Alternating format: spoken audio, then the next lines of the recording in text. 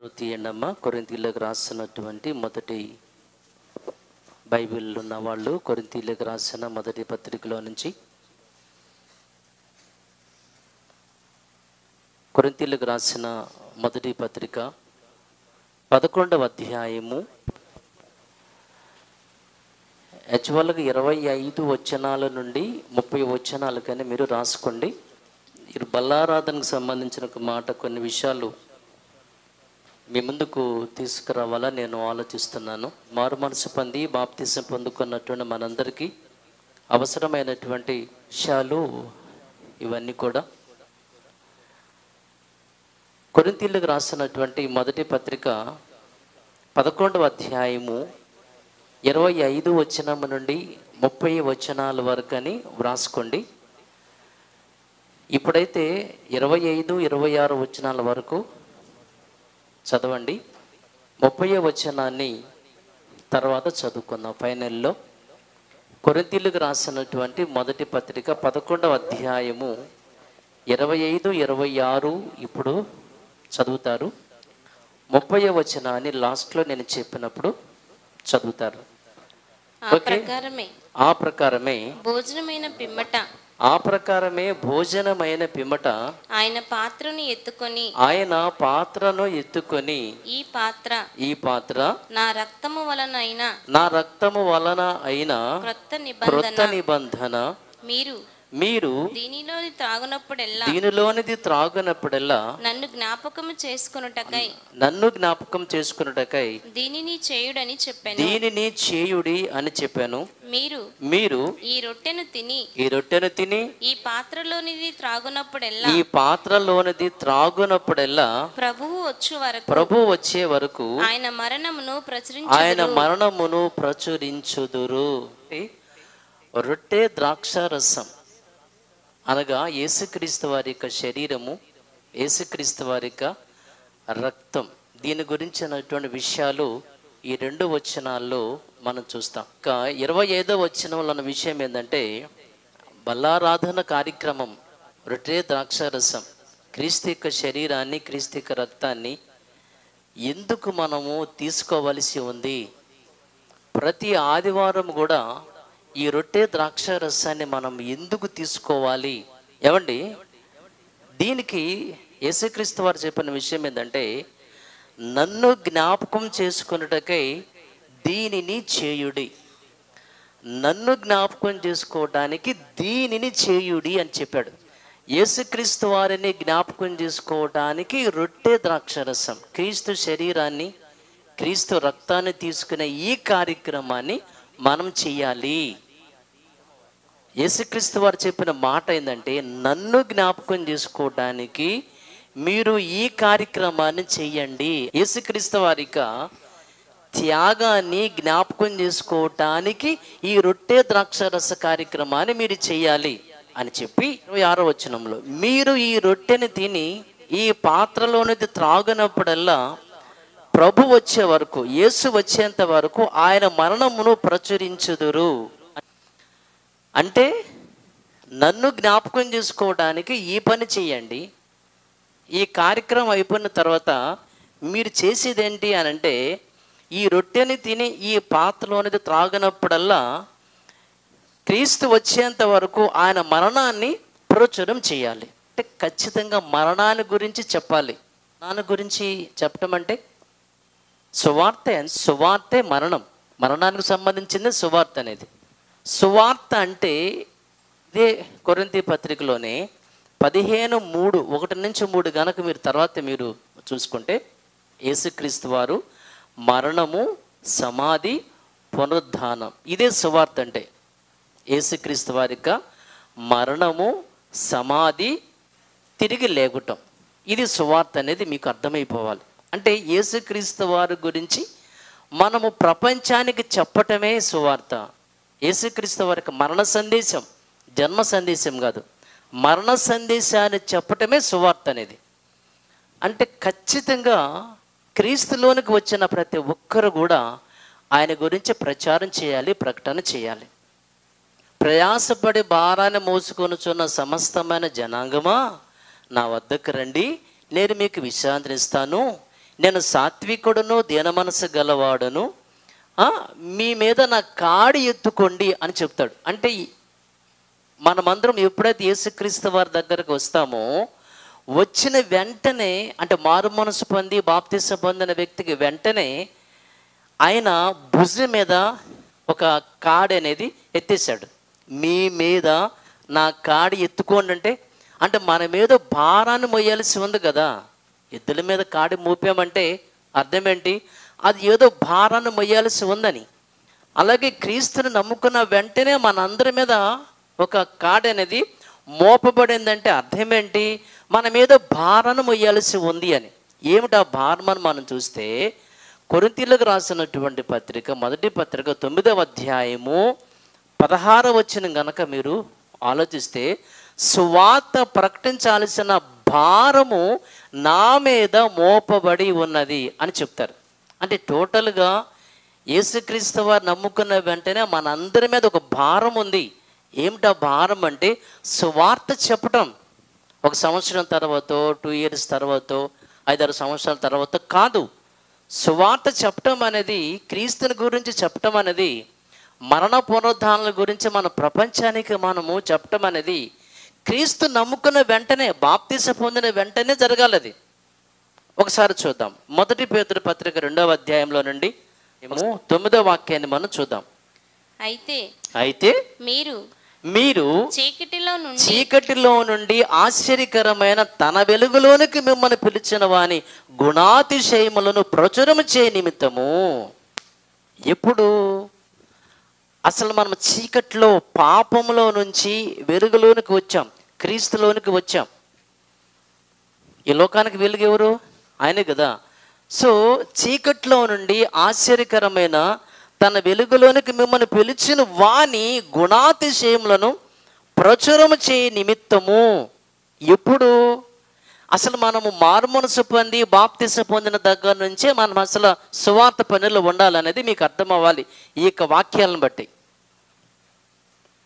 మీరు ఎప్పుడైతే చీకట్లో నుంచి ఆయనకి వెలుగులోనికి వచ్చారో, మీరు ఎప్పుడైతే మారుమనసు పొంది బాప్తిసాన్ని పొందారో, అసలు మీరు అప్పటి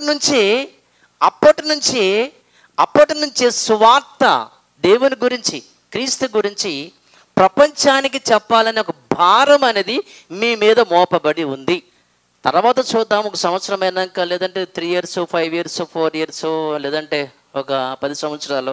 ఎందుకంటే చాలామంది కూడా రక్షణ పొంది 10 సంవత్సరాలైనా 20 సంవత్సరాలైనా సరే దేవుని పని గురించి ఆలోచించే ప్రసక్తి లేదు. దేవుని పని అంటే పాస్టర్ గారు చేసుకుంటారు, వాళ్ళ పిల్లలు తీసుకుంటారు, లేదంటే సంఘములు ఇంకెవరైనా చేస్తారు. మనకెందుకు? మనం వెళ్ళామా, కూర్చున్నామా, వాక్యాన్ని విన్నామా, వచ్చామా అనే ఫీలింగ్ మనకు సహజంగా ఉంటుంది. కానీ బైబిల్ అలా చెప్పట్లేదు. క్రీస్తు నమ్ముకున్న వెంటనే భారం అనేది మన భుజాల మీద ఉంది. మనం ఎప్పుడైతే చీకట్లో నుండి వెలుగులోనికి వచ్చామో, బాప్తిసం పొందామో, ఆ రోజు నుంచి మన బైబిల్ చేత పట్టుకుని బయటికి వెళ్ళిపోవాలి సువార్త చేయటానికి. ఒకవేళ మనం గనక సువార్త గనక చేయటానికి ఇష్టపడకపోతే అయ్యో అనుంది అక్కడ. అయ్యో అనే మాట ఎప్పుడు మనం యూజ్ చేస్తామంటే, ప్రమాదాన్ని మనం చూసినప్పుడు అమ్మో అయ్యో అంటాను, చూసారా? అంటే సువార్త చెప్పకపోతే అయ్యో, సువార్త కనుక చెప్పకపోతే నాకు శ్రమ అంటే ఆ శ్రమ ఎంత ఘోరంగా ఉంటుందో మీకు అర్థం అవ్వాలి. సువార్త కనుక చెప్పకపోతే అది ఎంత ఘోరంగా ఉంటుంది అన్న విషయము మీకు అర్థం అవ్వాలి. అర్థమైందండి?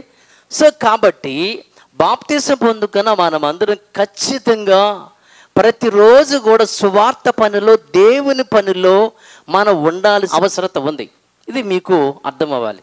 అయితే దేవుని గురించి, యేసుక్రీస్తు వారి గురించి, మరి ముఖ్యంగా క్రీస్తు మరణాన్ని గురించి, సువార్త గురించి, మన బాప్తిసం తీసుకున్న దగ్గర నుంచి మనం చెప్పాలి. కాబట్టి అయితే మనందరికీ మర్చిపోయే గుణం ఉంటుంది. కాబట్టి దేవుడు ఏర్పాటు చేసినటువంటి కార్యక్రమం ఏంటంటే బల్లారాధన కార్యక్రమాన్ని ఏర్పాటు చేశాడు. ఈ బల్లారాధన కార్యక్రమాన్ని కనుక మీరు చేస్తే యేసుక్రీస్తు వారికి త్యాగం అనేది మీకు గుర్తొస్తుంది. మీ కనుక గుర్తొస్తే ఖచ్చితంగా మీరేం చేస్తారు? క్రీస్తు యొక్క సువార్తని, మరణాన్ని గురించి మీరు ప్రపంచానికి చెప్తారు.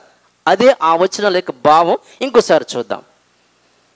కొరింథీయులకు రాసినటువంటి మొదటి పత్రిక 11వ అధ్యాయము 25 చూద్దాం. ఆ ప్రకారమే భోజనమైన పిమ్మట ఆయన పాత్రను ఎత్తుకొని, ఈ పాత్ర నా రక్తము వలనైన క్రొత్త నిబంధన అని చెప్పి, మీరు ఈ రొట్టె ద్రాక్ష రసాన్ని తీసుకున్నప్పుడల్లా నన్ను జ్ఞాపకం చేసుకొనుటకై దీనిని చెయ్యండి. అంటే ఇక బల్లారాధన కార్యక్రమాన్ని మీరు చేయటం వల్ల మీకు నేను గుర్తొస్తా, నా త్యాగం మీకు గుర్తు రావాలి. బల్లారాధన కార్యక్రమంలో ప్రతి ఆదివారం మీరు పాల్గొనటం వలన మీకు నా త్యాగం గుర్తు రావాలి. నా త్యాగం కనుక మీకు గుర్తొస్తే మీరు ఆటోమేటిక్గా కింద మీరు ఈ రొట్టెను తిని ఈ పాత్రలను త్రాగినప్పుడల్లా ప్రభు వచ్చే వరకు ఆయన మరణమును ప్రచురించుదురు. బల్లారాధన కార్యక్రమాన్ని గనక మీరు చేస్తే మీకు నేను జ్ఞాపకం వస్తాను, నా త్యాగం గుర్తొస్తుంది. మీకు కనుక గుర్తొస్తే మీరేం చేస్తారు? ఖచ్చితంగా నా గురించి మీరు ప్రపంచానికి చెప్తారు. అందుకు బల్లారాధన కార్యక్రమాన్ని దేవుడు ఏర్పాటు చేశాడు. మర్చిపోయే గుణం మనకుంటుంది, మర్చిపోతాం కాబట్టి.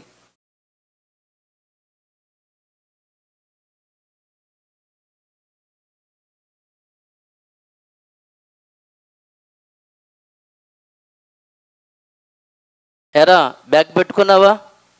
పెన్ను పెట్టుకున్నావా? జామెంట్రీ బాక్స్ పెట్టుకున్నావా? టై పెట్టుకున్నావా? ఇవన్నీ పిల్లలు అడుగుతూ ఉంటారు. ఎందుకంటే మర్చిపోతారు కాబట్టి ప్రతిరోజు గుర్తు చేయాల్సిందే వాడికి. ఏమండి, సాయంత్రం వచ్చిన తర్వాత హోంవర్క్ అయిందా, చేసావా, ఫోన్ చూడబాకరా, ఎన్నిసార్లు చెప్పాలి నీకు, పెద్దగా ఫోన్ చూస్తావు ఎందుకు అంటే చెప్పిన మాటని పిల్లాడు లేదంటే మనము మర్చిపోతున్నాం కాబట్టి పదే పదే ఎందుకు గుర్తు చేస్తున్నాం అంటే వాడు చేయట్లేదు కాబట్టి గుర్తు చేయాల్సి వస్తుంది.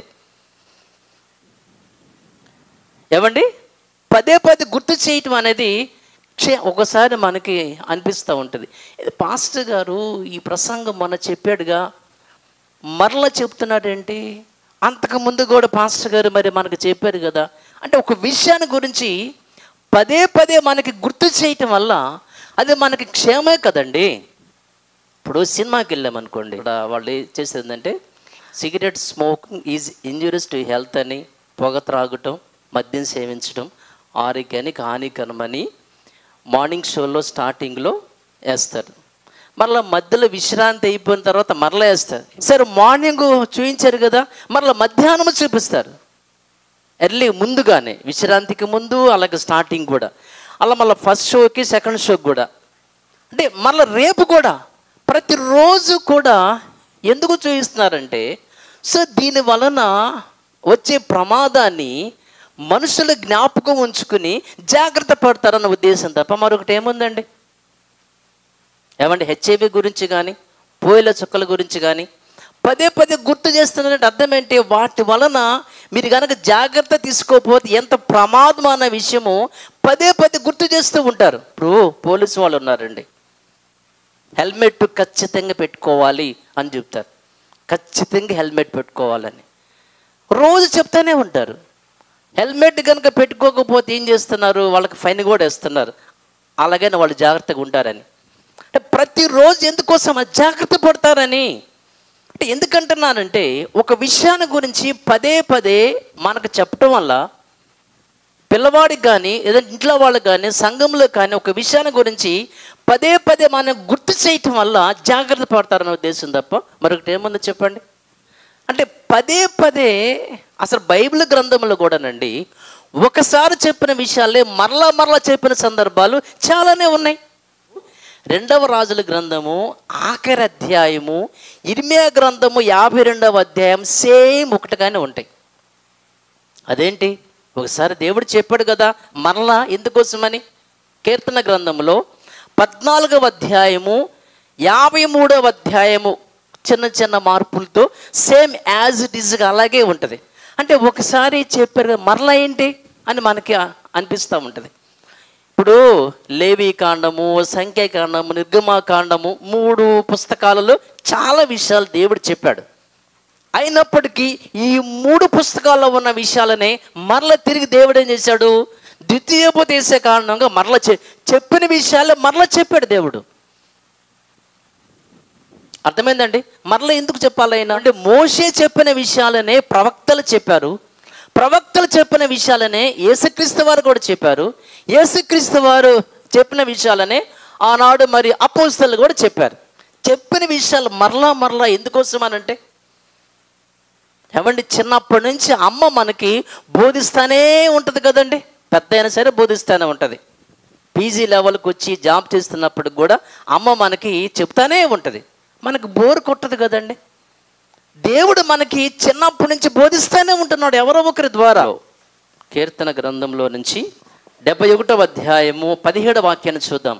దేవా బాల్యము నుండి నీవు నాకు బోధించుచూ వచ్చితివి. అంటే చిన్నప్పటి నుంచి నువ్వు నాకు చెబుతానే వచ్చావంటే బోర్ కొడుతుందా?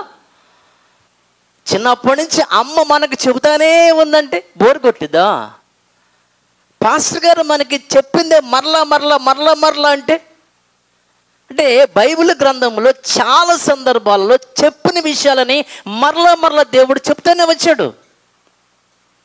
ఒకసారి యేసుక్రీస్తు వారి దగ్గరికి ఒక ఆయన వస్తాడు. అయ్యా, పరలోకం వెళ్ళాలి, ఏం చేయాలని చెప్పి. ఏముందంటే ఆజ్ఞలు పాటించాలి, వ్యభిచారం చేయొద్దు, దొంగతనం, ఇవన్నీ చెబుతాడు ఆయన యేసుక్రీస్తు వారు. ఆయనకి తెలియదా? ఆయనకి తెలుసా లేదా? ఆయనకు తెలుసు అన్న సంగతి ఈయనకి తెలుసా లేదా? యేసుక్రీస్తు వారికి కూడా తెలుసు. ఆయన మరలా ఎందుకు చెప్పాడు? ఆయన అంటే అతనికి తెలిసిన విషయాలని మరలా ఎందుకు చెప్పాల్సి వచ్చిందంటే, పౌలు గారు చాలా సందర్భాలలో మునుపు చెప్పి తినే కదా మరలా చెబుతున్నాను అంటాడు, మునుపు రాశాను కదా మరలా రాస్తున్నాను అంటాడు. కొరింథీ పత్రిక కనుక మీరు ఆలోచించినప్పుడు అక్కడక్కడ అంటే ఒక విషయాన్ని మరలా ఎందుకు చెప్పవలసి వస్తుందంటే, జ్ఞాపకం చేయటానికి.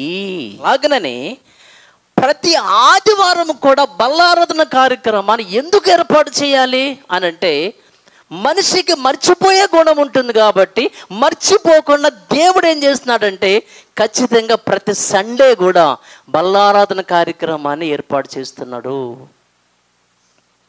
ఎందుకని? చీకట్లో నుండి ఆశ్చర్యకరమైన తన వెలుగులోనికి ఎందుకు వచ్చామనంటే ఆయన గురించి చెప్పడానికే. చెప్పాలంటే మనకి గుర్తుండాలిగా.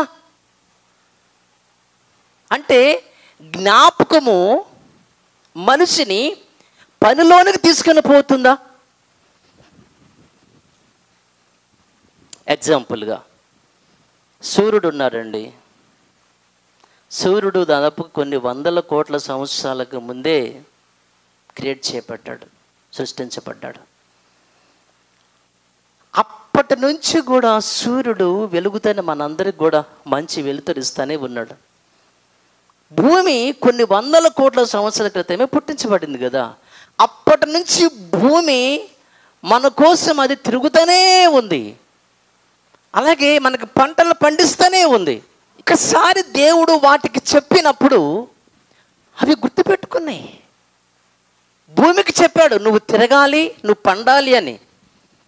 సో ఇన్ని సంవత్సరాలైనా సరే భూమి పండిస్తూనే ఉంది, మర్చిపోలేదు. మర్చిపోతే ఎట్లా? తిరగటం మర్చిపోలేదు. మర్చిపోతే మనకు దినం రాదు కదా, కాలం ముందుకు పోదు కదా. అలాగే సూర్యుడు ప్రతిరోజు మండుతూనే ఉండాలి. ఒక్కసారి దేవుడు చెప్పిన విషయాన్ని సూర్య, చంద్రుడు, భూమి, ప్రకృతి గుర్తుపెట్టుకున్నాయి కాబట్టి, జ్ఞాపకం ఉంచుకున్నాయి కాబట్టి అవి ఇంకా పని చేస్తూనే ఉన్నాయి, దేవుని పనిలో ఉన్నాయి. అంటే జ్ఞాపకాలు ఖచ్చితంగా మనిషిని పనిలోనికి తీసుకొని పోతాయి. అంటే జ్ఞాపకం ఉంచుకుంటే ఖచ్చితంగా మనిషి పనిలోనికి వెళ్తాడు. ఒకసారి మీరు కనుక ఆలోచిస్తే నేను మీకు ఎగ్జాంపుల్ చెప్పి నేను తర్వాత ముందుకెళ్తాను. ఎస్తేరు గ్రంథంలో, ఎందుకంటే ఎస్తేరు గ్రంథం అనేది చాలాసార్లు మనం విన్నాం. పారసీక రాజు అయినటువంటి అహష్వేరోషు గారు ఆ దేశానికి రాజుగా ఉన్నప్పుడు మొర్దెకై అయినటువంటి ఎస్తేరుని పెంచినటువంటి మొర్దెకై గారు ద్వారపాలకుడుగా ఉద్యోగం చేస్తూ ఉంటాడు. మొర్దెకై అనే వ్యక్తి ద్వారపాలకుడుగా ఉద్యోగం చేస్తున్నటువంటి రోజులలో ఇద్దరు ద్వారపాలకులు మాట్లాడుకుంటున్నారు. ఏమనంటే రాజుని వేసేయాలి, ఎలా వేద్దామని ప్లాన్ చేస్తారు వాళ్ళు. సో ఈ ప్లాన్ అంతా కూడా మొర్దెకైకి తెలిసింది. వెంటనే ఈయన ఏం చేస్తారంటే, అమ్మో రాజు, ఈ దేశానికి ఆయన రాజు కదా, ఆయన మరి కాపాడాలి, ఆయన చంపేస్తే ఎలాగూ, ఈ వర్తమానాన్ని తీసుకుని వెళ్ళి అందిస్తాడు. ఎవరికి అందించాలో వాళ్ళకి అందిస్తాడు. సో దాని వలన రాజు ప్రాణము కాపాడబడుతుంది, ఆ ఇద్దరికి శిక్ష అనేది పడుతుంది. ఈ విషయాన్ని ఏం చేస్తారంటే రాజ్య సమాచార గ్రంథంలో రాస్తారు. అంటే ప్రతిరోజు డైరీ ఉంటుంది వాళ్ళకి.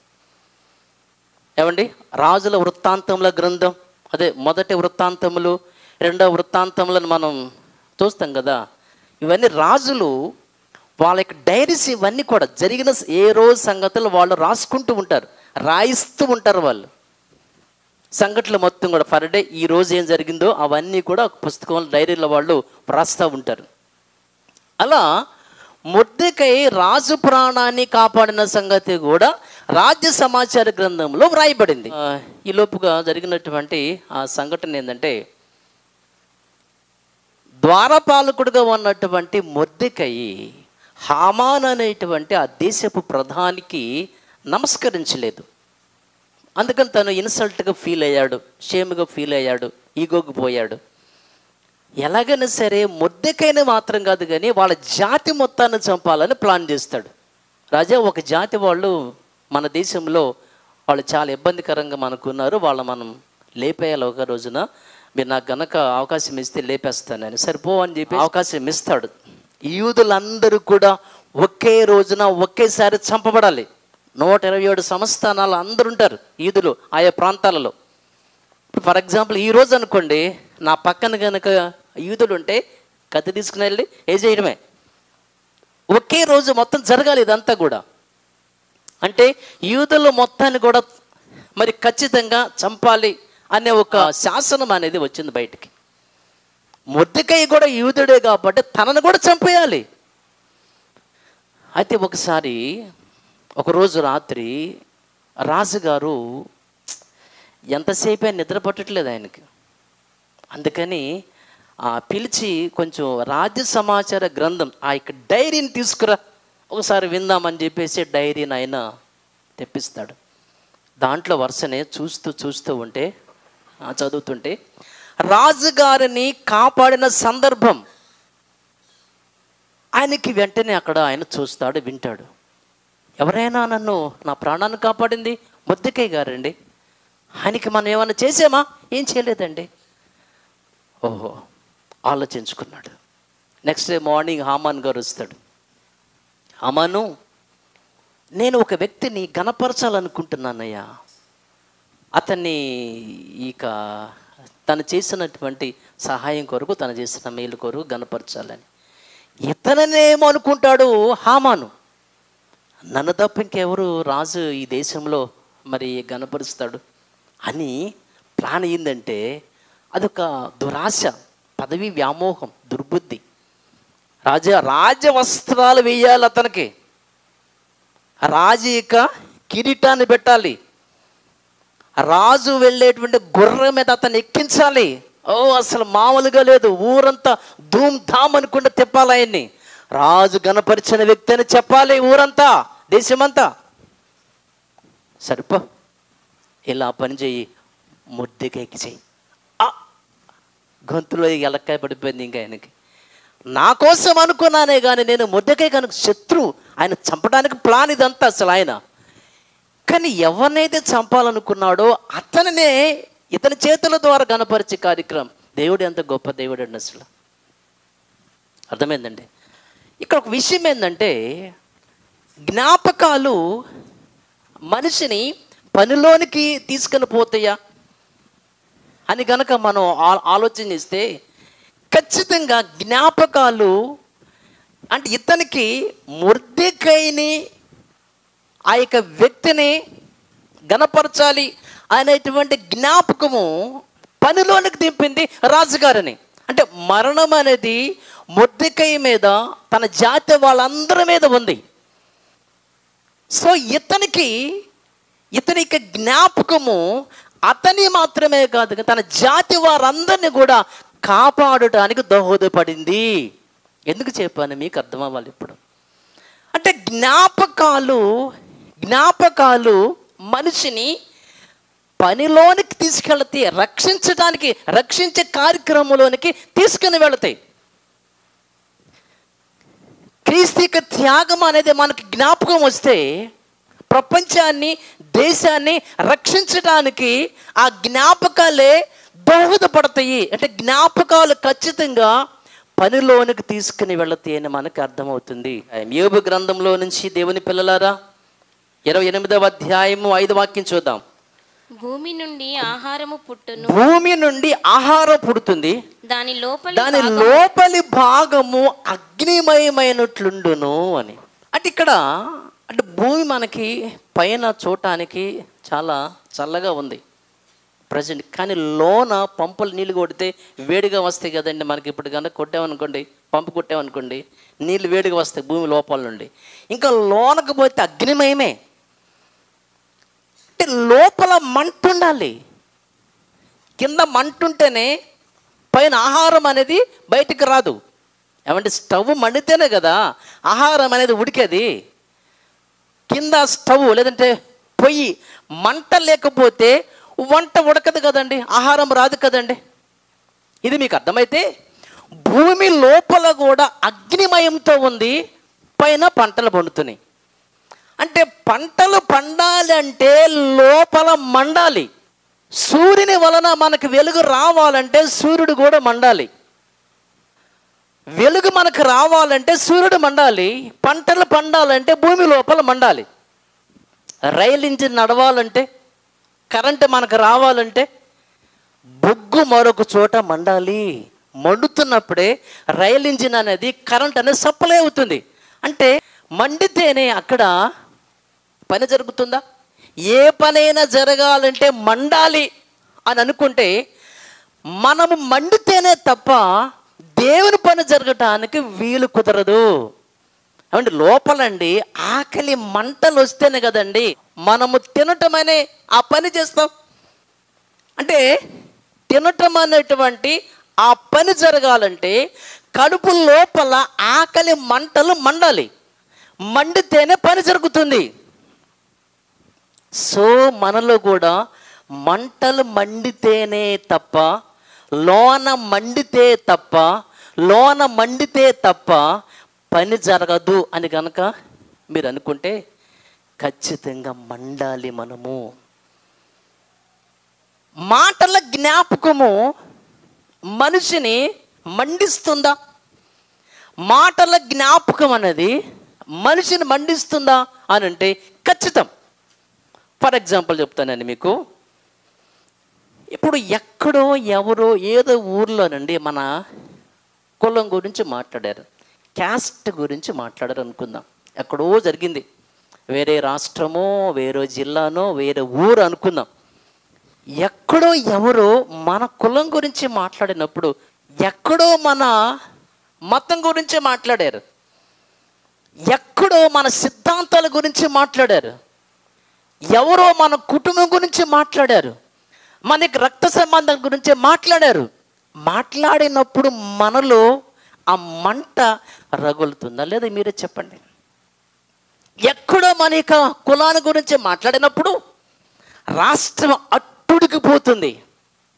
ఇక స్ట్రైక్లు, సమ్మెలు, బందులు మామూలుగా ఉండదు, రాస్తా రోకోలు అని చెప్పేసి. ఎందుకని? మాట అన్నాడు, మా క్యాస్ట్ గురించి మాట్లాడాడు, మా మతం గురించి మాట్లాడాడు, మా యొక్క సంస్థ గురించి మాట్లాడాడు, మా అంబేద్కర్ గురించి తక్కువగా మాట్లాడాడు, మా రక్త సంబంధికుల గురించి మాట్లాడాడు అనుకున్నప్పుడు మనదా మనకి? అంటే మాటలు ఏం చేస్తాయి అంటే ఖచ్చితంగా మనిషిని మండిస్తుంది అని కనుక అనుకుంటే, సో దేవుని వాక్యం కూడా, దేవుని యొక్క మాటలు కూడా మనలో మంటను రేపుతే అన్న సంగతి మీకు అర్థం అవ్వాలి. దేవుని మాటలు కూడా మనిషిని మరి మండిస్తాయి, ఖచ్చితంగా మండిస్తాయి. ఎక్కడో చూద్దాం మనం లోకాసు వార్తలో నుంచి, దేవుని పిల్లలారా 24వ అధ్యాయం 31 చూద్దాం. వారి కన్నులు తెరవబడి ఆయనను గుర్తుపట్టిరి. అంతటా ఆయన వారికి అదృశ్యురాయని అయిపోయింది. అప్పటిదాకా వారితో మాట్లాడుతూ వచ్చాడు యేసుక్రీస్తు వారు. అప్పుడు వారు ఆయన త్రోవలో మనతో మాట్లాడుచు లేఖనములను మనకు బోధపరచుచున్నప్పుడు మన హృదయము మనలో మండుచుండలేదా ఆయన ఒకరితో ఒకడు చెప్పుకొనిరి. అంటే యేసుక్రీస్తు వారు ఇక మాటలు మండించిన వాళ్ళని ఏమండి, అపోస్తలులకి మంట రేపింది కాబట్టి వాళ్ళు వచ్చేసారు మొత్తం విడిచిపెట్టి. భార్య, పిల్లలు, వాళ్ళకున్న దోనెలు, వలలు మొత్తం విడిచిపెట్టి వెళ్ళిపోలేదా? అంటే దేవుని మాటలు వీళ్ళని మండించిన. ఇక్కడ కూడా ఆ యొక్క ప్రాంత వాస్తవులను వాళ్ళతో కలిసి యేసుక్రీస్తు వారు కొంచెం దూరం ప్రయాణమై వాళ్ళతో మాట్లాడినప్పుడు మాటలు మనలను మండించలేదా? ఇక్కడ ఒక విషయం మీకు అర్థం అవ్వాలి. అంటే మాటలు ఖచ్చితంగా ఏం చేస్తాయి? మండిస్తాయి. లోకానుసారమైన మాటలు అనుకోండి, లోక సంబంధమైన విషయాలు రేపుతూ ఉంటాయి. ఆత్మానుసారమైన వాక్యానుసారమైనటువంటి మాటలు అనుకోండి, దైవిక విషయంలో రేపుతూ ఉంటాయి అవి. 2వ పేతురు పత్రికలో నుంచి 3వ అధ్యాయం చూద్దాం ఒకసారి. 2వ వాక్యాన్ని చూద్దాం. పరిశుద్ధ ప్రవక్తల చేత పూర్వమందు పలుకబడిన మాటలను ప్రభువైన రక్షకుడు మీ అపోస్తలుల ద్వారా ఇచ్చిన ఆజ్ఞను మీరు జ్ఞాపకము చేసుకొనవలెనన్న విషయమును మీకు జ్ఞాపకం చేసి నిర్మలమైన మీ మనస్సులను రేపుచున్నాను అంటున్నాడు. పరిశుద్ధ ప్రవక్తల చేత పూర్వమందు పలకబడిన మాటలను ప్రభువైన రక్షకుడు మీ అపోస్తలుల ద్వారా ఇచ్చిన ఆజ్ఞను మీరు జ్ఞాపకం చేసుకొనవలెనన్న విషయమును మీకు జ్ఞాపకం చేసి నిర్మలమైన మీ మనసులను రేపుచున్నానంటే ఏంది? మాటలను జ్ఞాపకం చేస్తే మీరు రేపబడతారు అని చెప్పాడు పేతురు గారు. అర్థమైందండి? అంటే మాటల వలన మనిషి రేపబడతాడా అంటే ఖచ్చితంగా.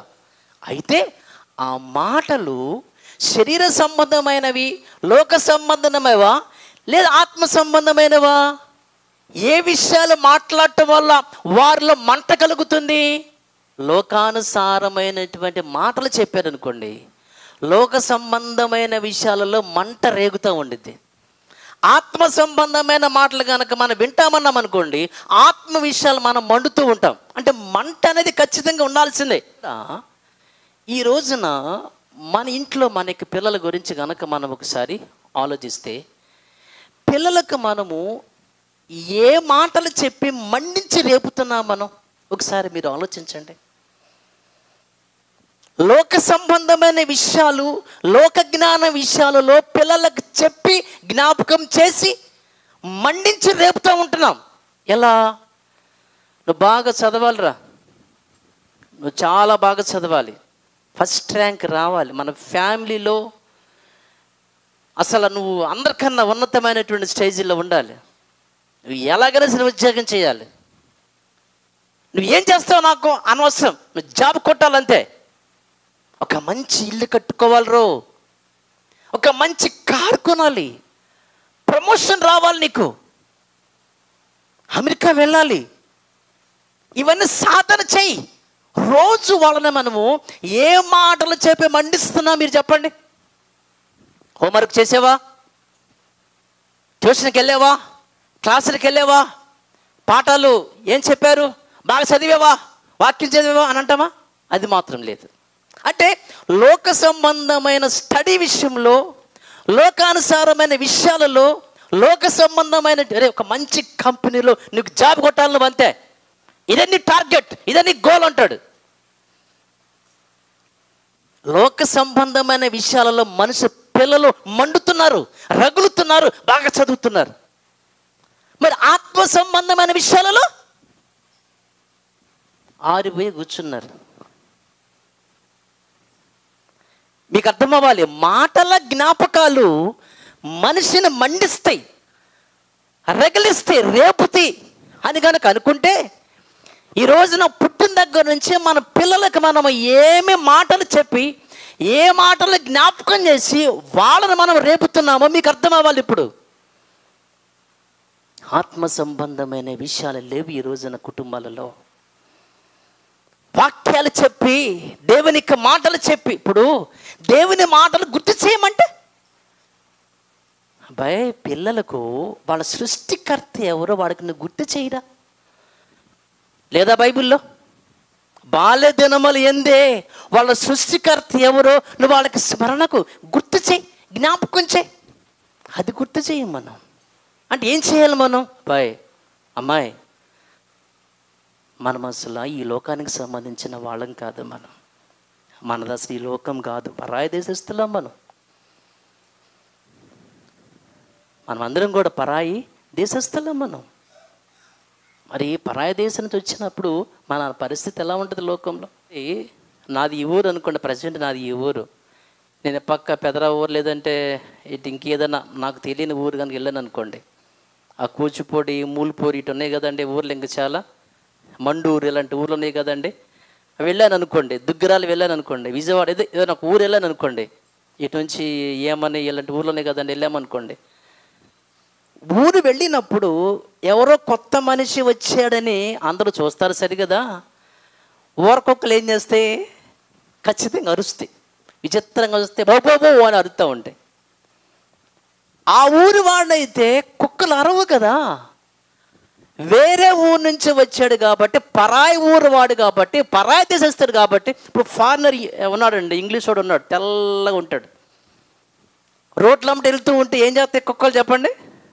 లేదా ఒక ఆఫ్రికా నుంచి వచ్చాడు, నల్ల బొగ్గులాగా ఉన్నాడు, తిరుగుతూ ఉన్నాడు కదండి. విచిత్రంగా ఉంటే ఈ ఎవడురా ఈ మన దేశం కాదని చెప్పేసి కుక్కలు మరి అరవా?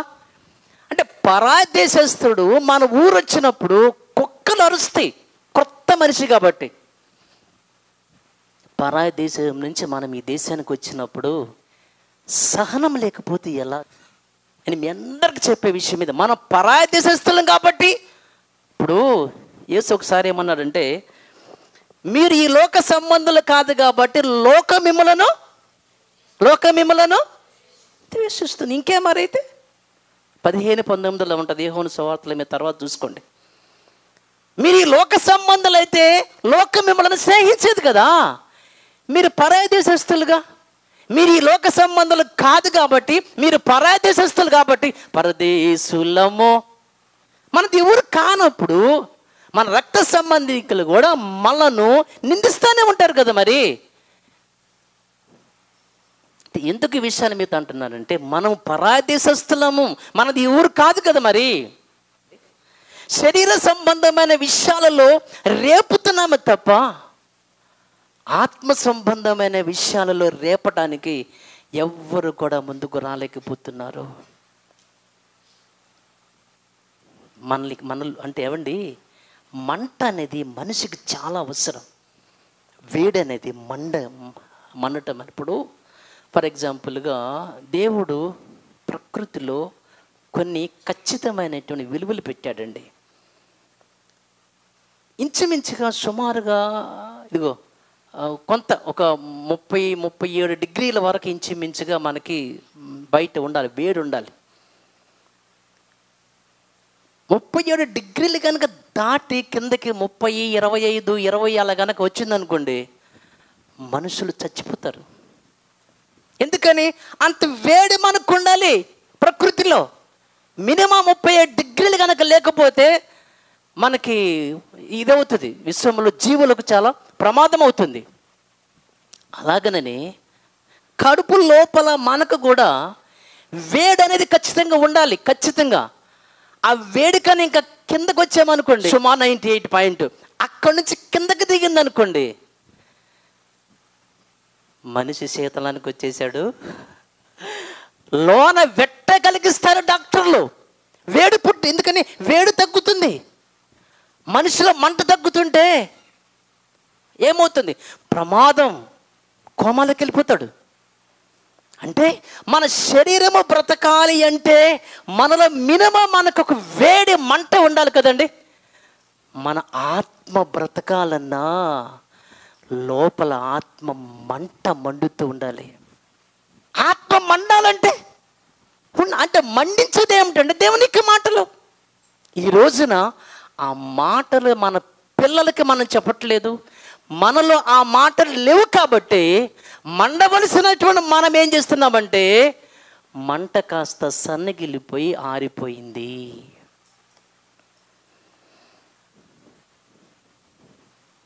అందుకే దేవుడు ప్రతి సండే బలారాధన కార్యక్రమాన్ని పెట్టాడు. అందుకని జ్ఞాపకాలు గనక మీకు ఉంటే ఖచ్చితంగా మండుతారు మీరు. ప్రతి సండే జ్ఞాపకం చేస్తున్నాడు, ఎందుకంటే మండటానికి. కానీ ఈ రోజున మనము ఏ మాటలు చెప్పి పిల్లలకు మండిస్తున్నాం ఒకసారి మీరు ఆలోచించండి. 2 పేతురులో 1వ అధ్యాయము 14 చూద్దాం.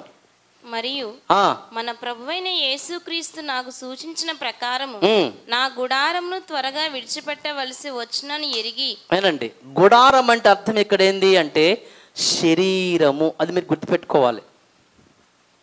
శరీరం అనే గుడారం ఇక్కడ. ఓకేనా?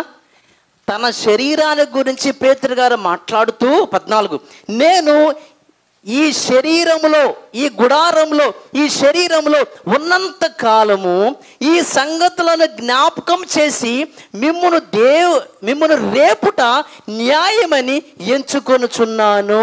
నేను బ్రతికినంత కాలము దేవుని యొక్క వాక్యాన్ని, దేవుని మాటలు మీకు చెప్పి మిమ్మల్ని రేపటం అనేది న్యాయం. తర్వాత నేను మృతి పొందిన తర్వాత కూడా మీరు నిత్యము వీటిని జ్ఞాపకం చేసుకున్నట్లు జాగ్రత్త చేతును. అంటే నేను పోయినా సరే చెప్పిన మాటలున్నాయే అవి మీకు జ్ఞాపకం వచ్చి మిమ్మల్ని రేపుతాయి అని చెప్పాడు. ఒక మంచి విషయాన్ని దేవుడు మనకు పేతురు ద్వారా గుర్తు చేస్తున్నాడు. ఎంతకాలం ఉంటామండి మనం చెప్పండి ఈ భూమి మీద? 60, 70, 80? ఈ శరీరములో ఉన్నంత వరకు మీరేం చేయాలి చెప్పనా? ఇక్కడ ఉన్నది దేవుని యొక్క మాటలు పిల్లలకి గుర్తు చేసి వాళ్ళని రేపాలి. దేవుని యొక్క మాటలు పిల్లలకి గుర్తు చేసి జ్ఞాపకం చేసి అమ్మా దేవుడమ్మా, ఆయన మనందరికి సృష్టికర్త. నన్ను కన్నది ఆయనే, నిన్ను కన్నది కూడా ఆయనే. నువ్వు పుడతావా అని నేను అసలు అనుకోలేదురా తల్లి. అరే నాయనా, దేవుడు నా గర్భములో వేశాడు. నా కడుపులో కోట్ల మందే వచ్చారంట, కానీ దేవుడు నీకే అవకాశం ఇచ్చాడు. అర్థమైందా? నువ్వు నా బిడ్డవు అనుకుంటున్నావా? కాదన్న, నువ్వు దేవుని బిడ్డవి. నువ్వు నా గర్భము ద్వారా భూమి మీదకి వచ్చావు నాన్న. ఎందుకు వచ్చావో తెలుసా నీకు? చదువుకోవటానికా? బాగా చదివి ర్యాంకులు సంపాదించడానికా? ఉద్యోగాలు, వ్యాపారాలు ఈ బాగా చేయటానికా? మంచి ఇళ్ళు కట్టుకోవడానికా? ఇది కాదు నాన్న. దేనికోసం అంటే ఇదిగో వాక్యానుసారంగా నువ్వు బ్రతికి పరలోకం వెళ్ళటానికే నాన్న. ఈ మాటలు అమ్మ నాన్న తన పిల్లలకు చెప్పి వాక్యాన్ని గుర్తు చేసి రేపాలి కదండి. అవి చెప్పాం మనం. ఎరా చదివావా? హోంవర్క్ అయిందా? పొద్దున్న లేచావా? క్లాస్కి వెళ్ళావా? స్కూల్కి వెళ్ళావా? హోంవర్క్ చేసావా? ట్యూషన్కి వెళ్ళావా? ఇవే నువ్వు చదవలేదనుకో కొడతా. నీ గేదెల దగ్గరికి పంపిస్తా, గొర్రెల దగ్గరికి పంపిస్తా, మెకానిక్కి పంపిస్తా కదండి. ఈ కదండి.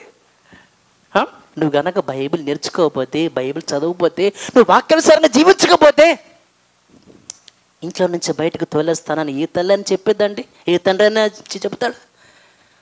లోక సంబంధమైన విషయాలు చెప్పి పిల్లలను మండించి రేపుతున్నామే తప్ప ఆత్మ సంబంధమైన విషయాలు మాటలు చెప్పి రేపే తల్లిదండ్రులు ఎవరండి ఇక్కడ? మనము చెప్పము, మనము వినం. దానివల్ల ఏమైపోయిందంటే మన పిల్లలు మనము ఎప్పుడో ఆరిపోయాం. 1 కొరింథీ 11వ అధ్యాయం 30 చూద్దాం. ఓకే అమ్మా. ఇందువలననే మీలో అనేకులు బలహీనులను రోగులనై ఉన్నారు, చాలా మంది నిద్రించుచున్నారు. అదండి పరిస్థితి. ఏ స్టేజ్కి వచ్చేసారనంటే దేవుని కొరకు మండవలసినటువంటి మనం రోజున ఎలాంటి పరిస్థితి? బలహీనత వచ్చేసింది, రోగం వచ్చేసింది, చనిపోయే పరిస్థితికి వెళ్ళిపోయాం. అంటే లోకానికి జ్యోతులాగా వెలిగివలసినటువంటి మనమే ఈరోజు ఏమైపోయామంటే, మండవలసిన మనమే ఆరిపోయాం. ఇక్కడ మన పిల్లలు ఆరిపోయారు, మనం కూడా ఆరిపోయాం. ఒకప్పుడు మన పిల్లలు ఎలా ఉండేవాళ్ళు, మనం ఎలా ఉన్నామండి? దేవుని నమ్ముకున్న క్రొత్తల మంటల మండలేదో మనం వాక్యాన్ని విన్నప్పుడు? దేవుని నమ్ముకున్న ప్రారంభములు ఎలాంటి ఆసక్తి మనకుండేది? మన పిల్లలు ప్రారంభములు ఎలా ఉన్నారు? వాక్యానుసారంగా లేరా? పాటల విషయంలో, ప్రార్థన విషయంలో, సేవ విషయంలో, పరిచయ విషయంలో దేవుని నమ్ముకున్న ప్రారంభంలో మండలేదా?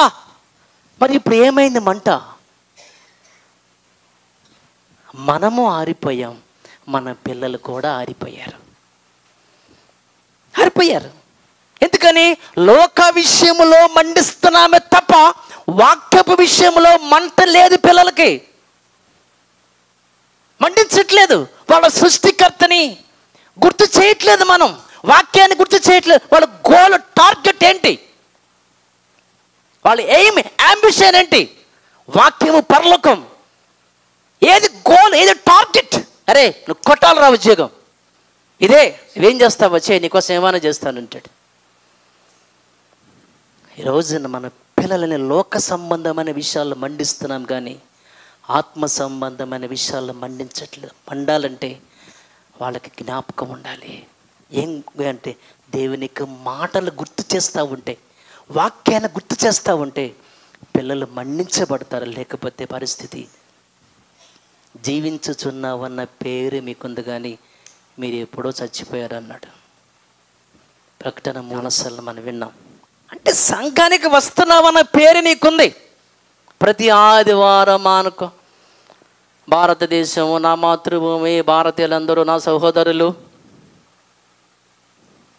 ప్రతి ఆదివారం మనం చర్చికి వెళ్ళవలను. ఆ తర్వాత మనము చర్చికి వెళ్ళిన తర్వాత ఫ్యాన్ కింద కూర్చుండవలను, ఆ ఏసీ దగ్గర మనం కూర్చుండవలను. ఆ తర్వాత పాటలు మన వాళ్ళు పాడుతూ ఉంటే మనం వింటూ ఉండవలను. వాకింగ్ కనుక పాస్టర్ గారు చెప్తూ ఉంటే అలా మనం వింటూ ఉండవలను. ఆ తర్వాత మజ్జిగ ఇస్తే తాగవలను. ఏమండి, కానుకలు పట్టమంటే మనకున్న వాటిలోనే కానుక దేవునికి ఇవ్వవలను. ముగింపు ప్రార్థన అయిన వెంటనే వెళ్ళిపోవలను. మళ్ళీ ఆదివారం మనం కనపడవలను. ఇంతే కదండి.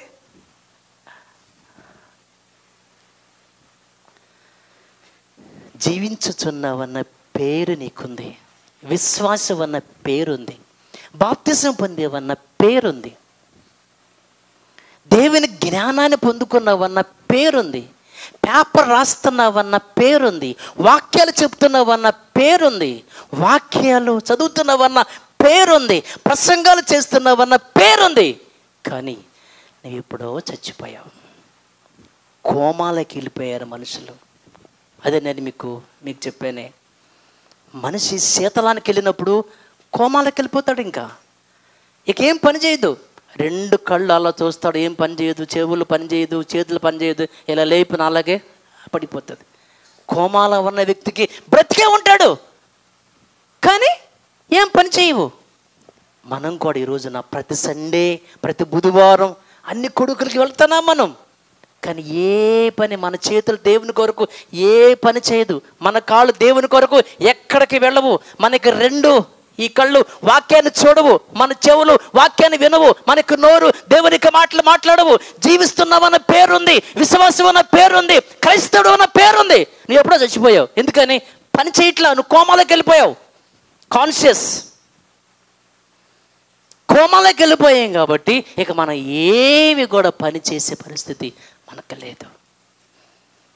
అందుకే దేవుని పిల్లలారా, పని మర్చిపోతున్నాం కాబట్టి ఆ పనిని గుర్తు చేయటానికే ఈ బల్లారాధన కార్యక్రమం. నన్ను జ్ఞాపకం చేసుకోవడానికి ఈ పని చేయండి, అప్పుడు మీరు నా మరణాన్ని ప్రచురం చేస్తారు. మరణాన్ని ప్రచురించాలంటే, క్రీస్తు గురించి చెప్పాలంటే, సువార్త చెప్పాలంటే నీకు గుర్తు రావాలి. యేసు త్యాగం గుర్తు రావాలి. గుర్తు రావాలంటే నువ్వు ఈ కార్యక్రమాన్ని చేయాలి.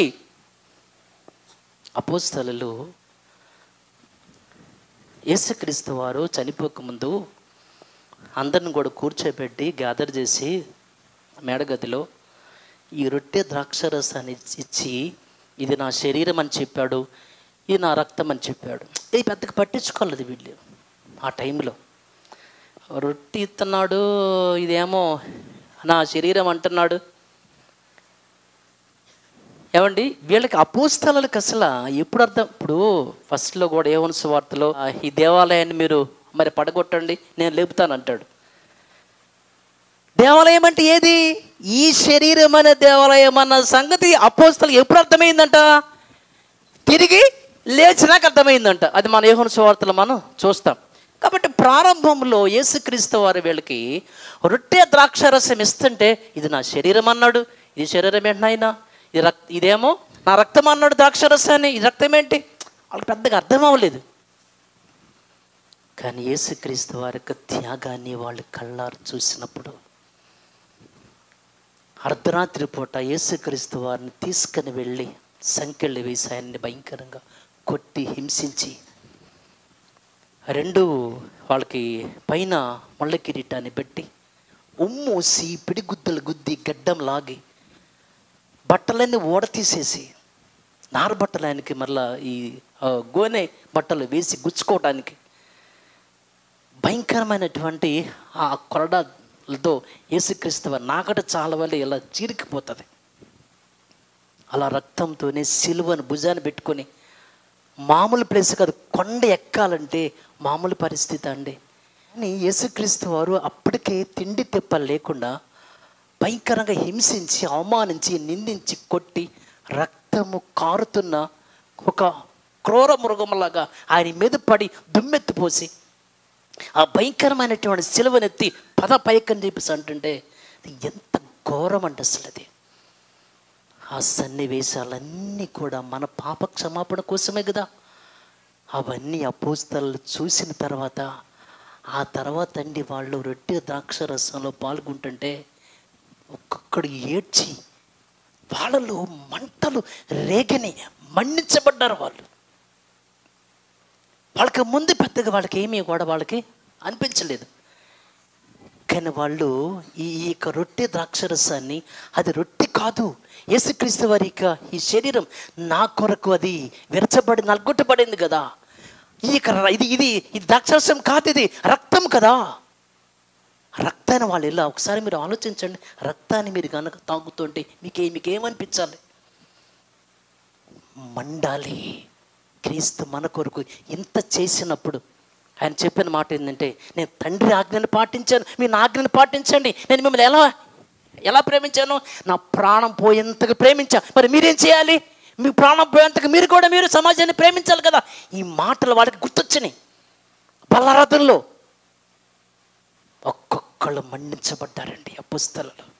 ఇంకంతే, ఊరు, గ్రామం, దేశాలు, ఖండాలు దాటి, నిజంగా అపోస్తలు అంటే మరి ఆ పౌలు గారు అయితే ఖండాలు దాటిపోయి. ఎందుకంటున్నారంటే ఈ క్రీస్తు యొక్క త్యాగం మనకి జ్ఞాపకం వస్తే మనం సైలెంట్గా ఉంటామండి, మండుతాం. ఆ మంటే క్రీస్తు గురించి ప్రపంచానికి చెప్పేటట్లుగా చేస్తుంది. ఈ రోజున మనం ఇక్కడికి వచ్చి, ఇది రొట్టెగా, ఇది సప్పగా ఉంది, ఈ ద్రాక్షరసం ఏం, దీంట్లో స్వీట్ సరిగ్గా లేదు, ఇది ఆలోచిస్తున్నారండి మీరు? ఇది నిజంగా క్రీస్తు శరీరం అని, క్రీస్తు రక్తం అని వివేచించకపోతే, అదే చెప్పాడు అక్కడ 27 ఒకసారి మీరు ఆలోచిస్తే, అక్కడ 27వ వచనంలో, కాబట్టి ఎవడు అయోగ్యంగా ప్రభు యొక్క రొట్టెను తినును లేక ఆయన పాత్రలని త్రాగును, వాడు ప్రభు యొక్క శరీరమును గూర్చియు రక్తమును గూర్చియు అపరాధి. కాబట్టి దేవుని పిల్లలారా, దేవుని యొక్క దృష్టిలో మనం దోషులం కావద్దు. అయోగ్యులముగా మనం గనక ఈ రొట్టె ద్రాక్ష రసంలో పాల్గొంటే శాపం వస్తుంది. వాక్యానికి భిన్నంగా జీవిస్తూ, వాక్యానికి వేరుగా జీవిస్తూ, లోకానుసారమైనటువంటి జీవితాన్ని జీవిస్తూ, దేవుని పనిలో ఉండకుండా, దేవునికి పరిచర్యలో ఉండకుండా, ఏమంటే వారం అంతా దేవునికి సంబంధించిన పని ఒక్కటి మీరు నాకు చెప్పండి, ఏం చేశారు మీరు?